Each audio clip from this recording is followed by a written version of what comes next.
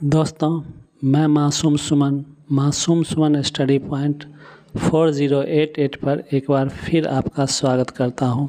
दोस्तों, आज हम देखेंगे प्राचीन भारत का इतिहास महामैराथन पार्ट 4 को। आइए देखते हैं।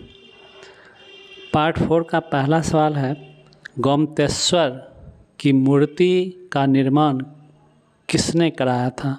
इसका आंसर होगा चामुंड। दोस्तों, चामुंड गंग वंश का एक मंत्री था। अब देखेंगे दूसरे सवाल को। दूसरा सवाल है, गोमतेश्वर की मूर्ति का निर्माण कब कराया गया था? इसका आंसर होगा 10वीं शताब्दी के मध्य में। अब देखेंगे अगले सवाल को। अगला सवाल है, गोमतेश्वर की मूर्ति का निर्माण कहाँ कराया गया था? इसका आंसर होगा श्रवणबेलगोला में। दोस्तों, श्रवणबेलगोला कर्नाटक में अवस्थित है। अब देखेंगे अगले सवाल को। अगला सवाल है, पहली जैन संगीति का आयोजन कब किया गया? दोस्तों, इसका आंसर होगा 300 ईस्वी पूर्व में। दोस्तों, पहली जैन संगीति पाटलिपुत्र में आयोजित की गई थी, जिसके अध्यक्ष स्थूलभद्र थे। अब देखेंगे अगले सवाल को। अगला सवाल है, दूसरी जैन संगीति का आयोजन कब किया गया?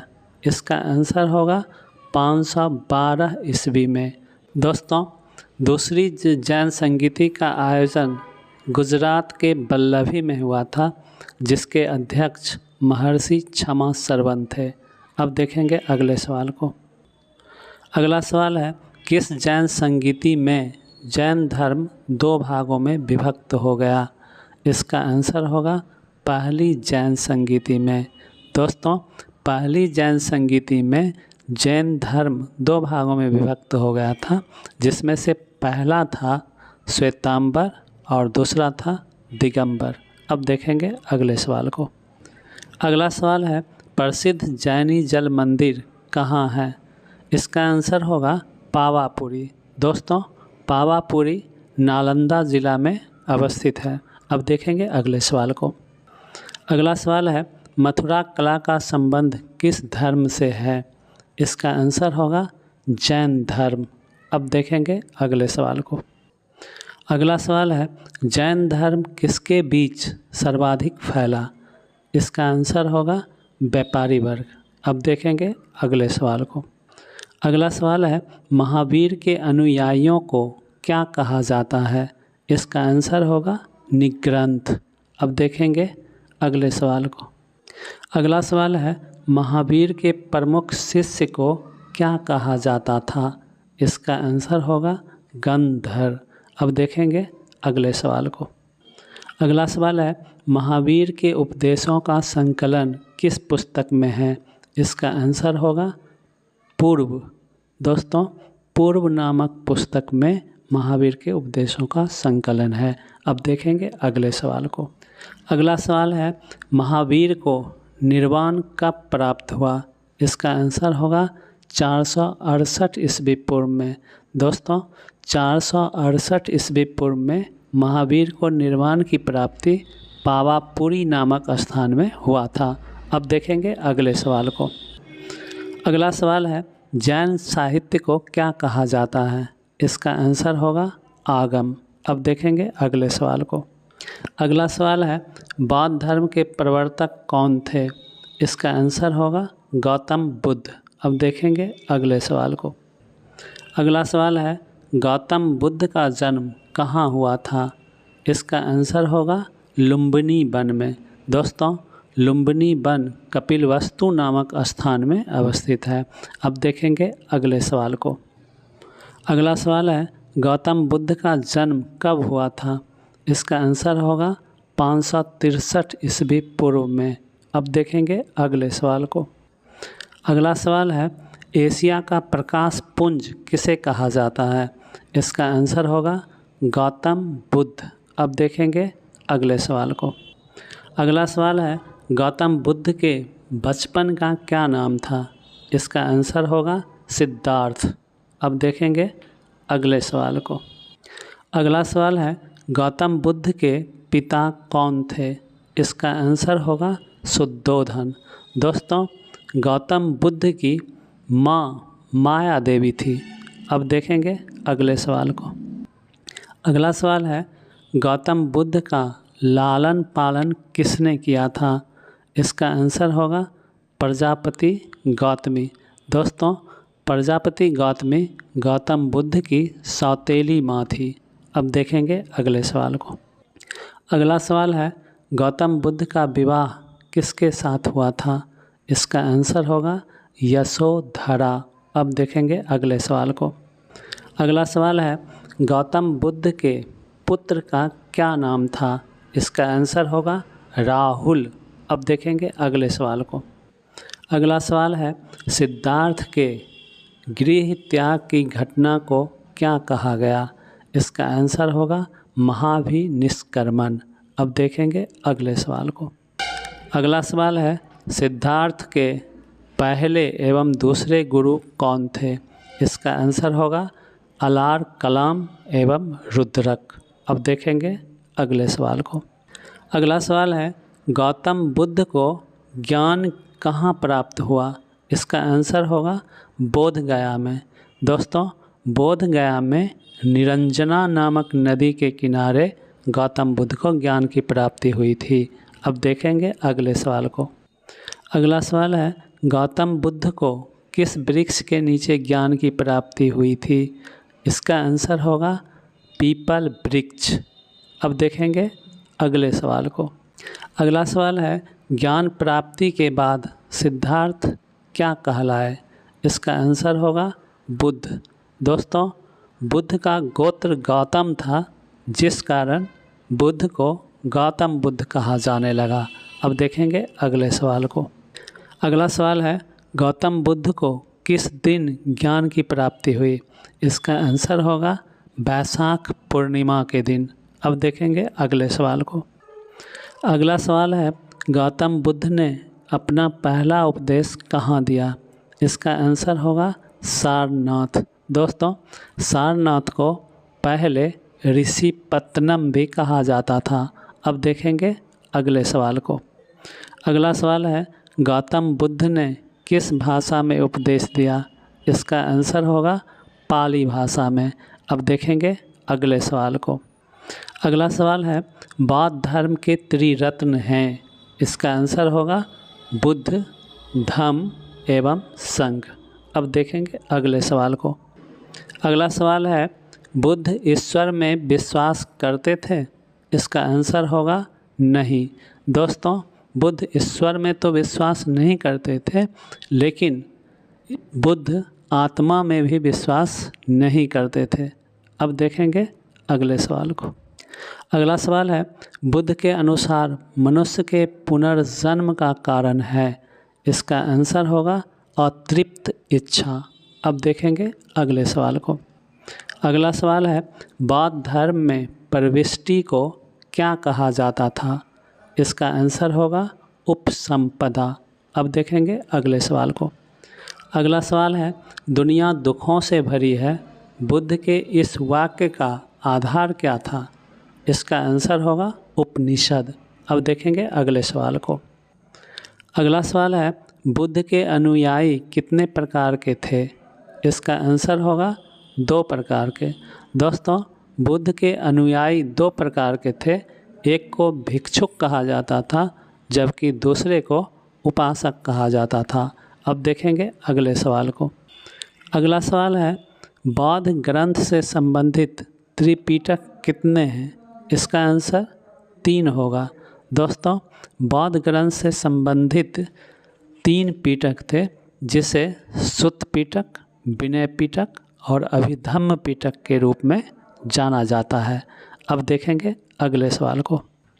अगला सवाल है, सुत्त पिटक में किसका वर्णन है? इसका आंसर होगा बुद्ध के उपदेशों का। दोस्तों, सुत्त पिटक की रचना पहली बौद्ध संगीति में की गई थी। अब देखेंगे अगले सवाल को। अगला सवाल है, विनय पिटक में किसका वर्णन है? इसका आंसर होगा भिक्षुकों से संबंधित नियम का। अब देखेंगे अगले सवाल को। अगला सवाल है अभिधम्म पिटक में किसका वर्णन है? इसका आंसर होगा बौद्ध दर्शनों का। अब देखेंगे अगले सवाल को। अगला सवाल है गौतम बुद्ध की मृत्यु कब हुई? इसका आंसर होगा 483 ईस्वी पूर्व में। दोस्तों, गौतम बुद्ध की मृत्यु को महापरिनिर्वाण के नाम से भी जाना जाता है। अब देखेंगे अगले सवाल को। अगला सवाल है गौतम बुद्ध की मृत्यु कहाँ हुई? इसका आंसर होगा कुशीनगर। दोस्तों, कुशीनगर यूपी के देवरिया में अवस्थित है। अब देखेंगे अगले सवाल को। अगला सवाल है किसके द्वारा प्रदत्त भोजन बुद्ध की मृत्यु का कारण बना? इसका आंसर होगा चुंद। अब देखेंगे अगले सवाल को। अगला सवाल है मृत्योपरांत बुद्ध के शरीर के अवशेष के द्वारा कितनी स्तूपों का निर्माण किया गया? इसका आंसर होगा 8। अब देखेंगे अगले सवाल को। अगला सवाल है वज्रयान का संबंध किस धर्म से है? इसका आंसर होगा बौद्ध धर्म से। दोस्तों, वज्रयान 7वीं शताब्दी में बौद्ध धर्म की एक शाखा के रूप में उद्धृत हुई थी। अब देखेंगे अगले सवाल को। अगला सवाल है गौतम बुद्ध के सबसे प्रिय शिष्य कौन थे? इसका आंसर होगा आनंद। अब देखेंगे अगले सवाल को। अगला सवाल है बौद्ध धर्म को अपनाने वाली प्रथम महिला थी। इसका आंसर होगा प्रजापति गौतमी। अब देखेंगे अगले सवाल को। अगला सवाल है सम्राट अशोक को बौद्ध धर्म की दीक्षा किसने दी? इसका आंसर होगा मौंगलीपुत्तिस। दोस्तों, मौंगलीपुत्तिस को ही उपगुप्त के नाम से भी जाना जाता है। अब देखेंगे अगले सवाल को। अगला सवाल है अशोक ने किसे बौद्ध धर्म का प्रचार के लिए श्रीलंका भेजा? इसका आंसर होगा पुत्र महेंद्र और पुत्री संघमित्रा को। अब देखेंगे अगले सवाल को। अगला सवाल है क्या बौद्ध धर्म अनिश्वरवादी था? इसका आंसर होगा हाँ। अब देखेंगे अगले सवाल को। अगला सवाल है बुद्ध की प्रथम मूर्ति किस कला में बनी थी? इसका आंसर होगा मथुरा कला। अब देखेंगे अगले सवाल को। अगला सवाल है सर्वाधिक बुद्ध मूर्तियों का निर्माण किस कला में हुई? इसका आंसर होगा गंधार कला में। अब देखेंगे अगले सवाल को। अगला सवाल है जातक में किस कथा का वर्णन है?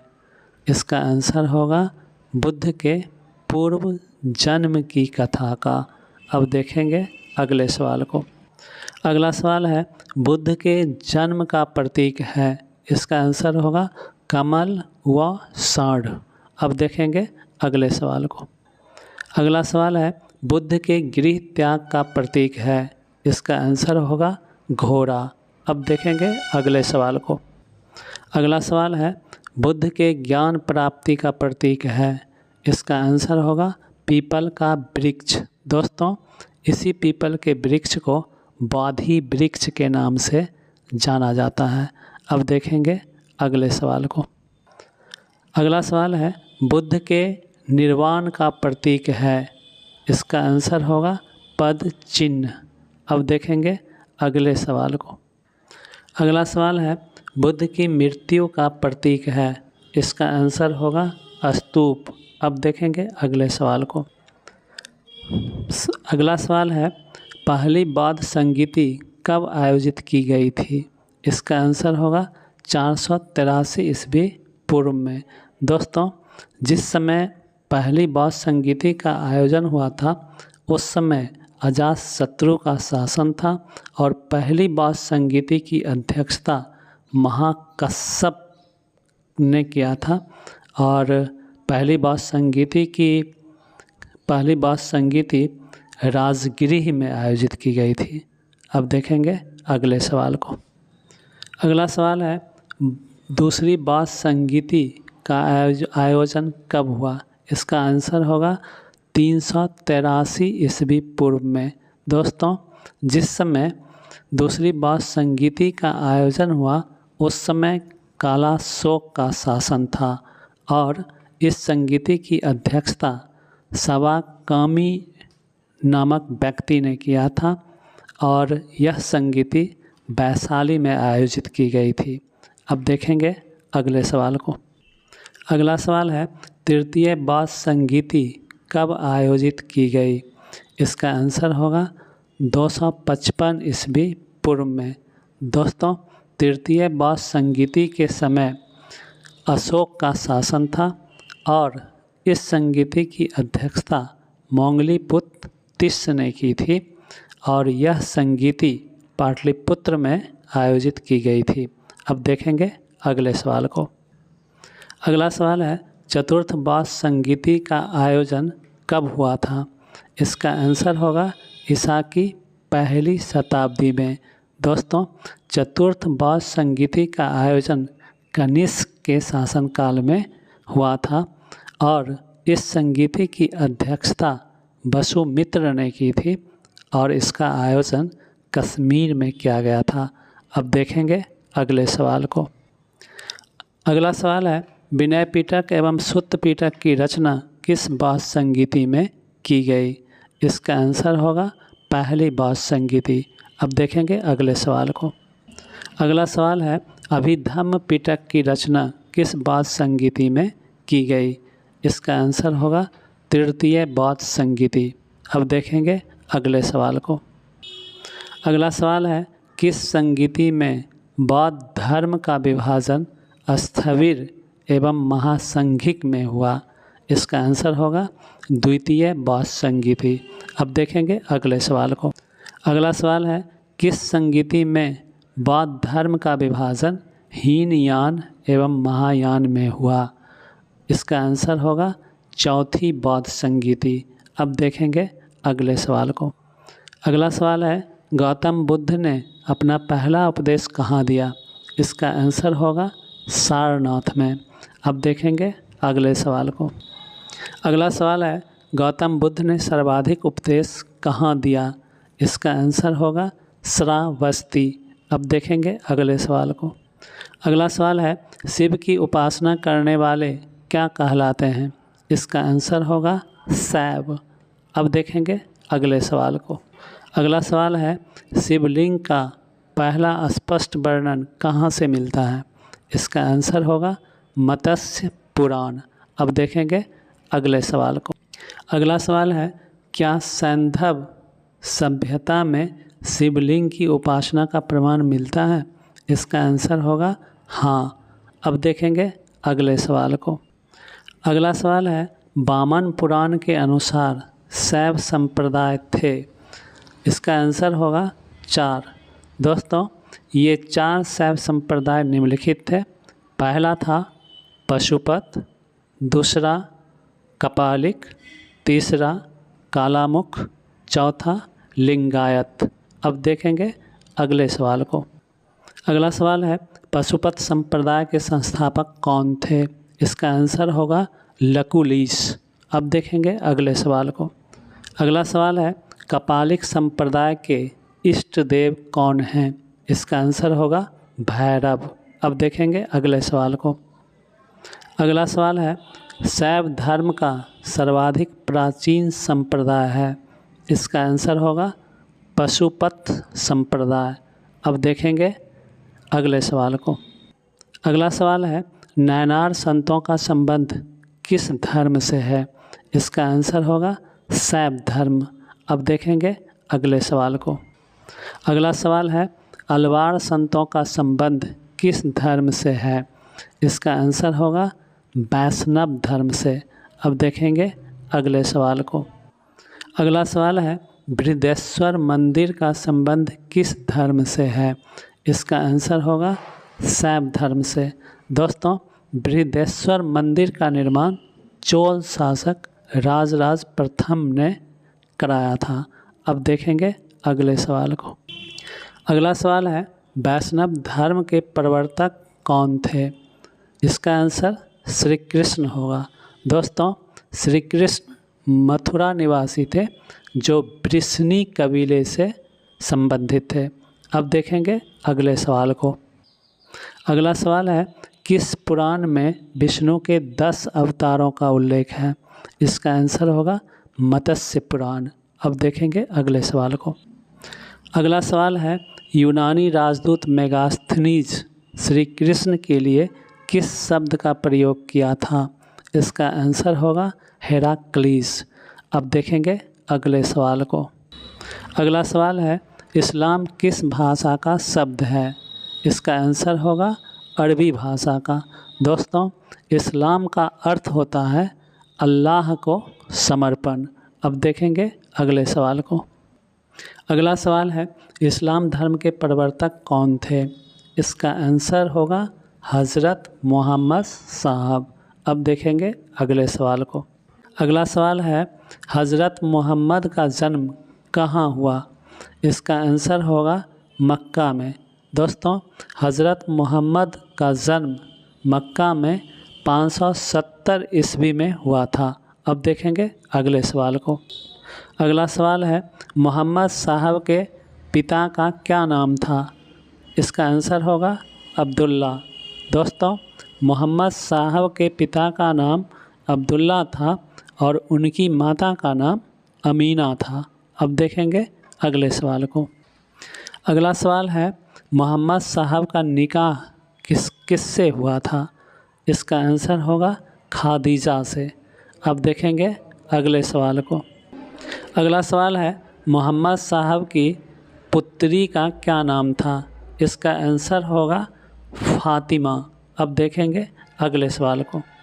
अगला सवाल है, मोहम्मद साहब को ज्ञान की प्राप्ति कहाँ हुई? इसका आंसर होगा हीरा नामक गुफा में। दोस्तों, हीरा नामक गुफा में मोहम्मद साहब को 610 ईस्वी में ज्ञान की प्राप्ति हुई थी। अब देखेंगे अगले सवाल को। अगला सवाल है, मोहम्मद साहब की 622 ईस्वी की मक्का से मदीना की यात्रा को क्या कहा जाता है? इसका आंसर होगा हिजरत। दोस्तों, इस्लामिक इतिहास में इसे हिजरी संवत के रूप में भी जाना जाता है। अब देखेंगे अगले सवाल को। अगला सवाल है, मोहम्मद साहब की मृत्यु कब हुई? इसका आंसर होगा 632 ईस्वी में। दोस्तों, मोहम्मद साहब की मृत्यु के बाद इन्हें मदीना में ही दफनाया गया था। अब देखेंगे अगले सवाल को। अगला सवाल है, मोहम्मद साहब के उपदेश किस ग्रंथ में संग्रहित हैं? इसका आंसर होगा हदीस। अब देखेंगे अगले सवाल को। अगला सवाल है, इस्लाम का सर्वाधिक पवित्र धर्म ग्रंथ है? इसका आंसर होगा कुरान। अब देखेंगे अगले सवाल को। अगला सवाल है, मोहम्मद साहब की मृत्यु के बाद इस्लाम धर्म कितने पंथों में बट गया? इसका आंसर होगा 2 पंथों में। दोस्तों, इन 2 पंथों को सुन्नी और शिया के नाम से जाना जाता है। अब देखेंगे अगले सवाल को। अगला सवाल है, मोहम्मद साहब के अनुयायी क्या कहलाए? इसका आंसर होगा सुन्नी। अब देखेंगे अगले सवाल को। अगला सवाल है, अली मोहम्मद के अनुयायी क्या कहलाए? इसका आंसर होगा शिया। अब देखेंगे अगले सवाल को। अगला सवाल है, पैगंबर मोहम्मद साहब के उत्तराधिकारी क्या कहलाए? इसका आंसर होगा खलीफा। अब देखेंगे अगले सवाल को। अगला सवाल है, मोहम्मद साहब की जीवनी किसने लिखी? इसका आंसर होगा इब्न इसहाक ने। दोस्तों, ये इस पार्ट का आखिरी सवाल है। अब हम फिर मिलेंगे एक नए और शानदार वीडियो के साथ। तब तक के लिए बाय।